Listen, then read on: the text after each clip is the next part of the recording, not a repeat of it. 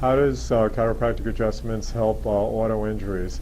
In an auto injury, many times a neck region or a lower back region will be affected, and when it's affected, many times you have loss of motion or you have nerve involvement, and a chiropractic adjustment will help with bringing back natural range of motion with the adjustment and movement of the vertebrae, and also the adjustment helps taking pressure off the nerve and relieving some of the pain either in the neck or lower back. I'm Dr. Michael Sofer from Central Florida Injury and Wellness.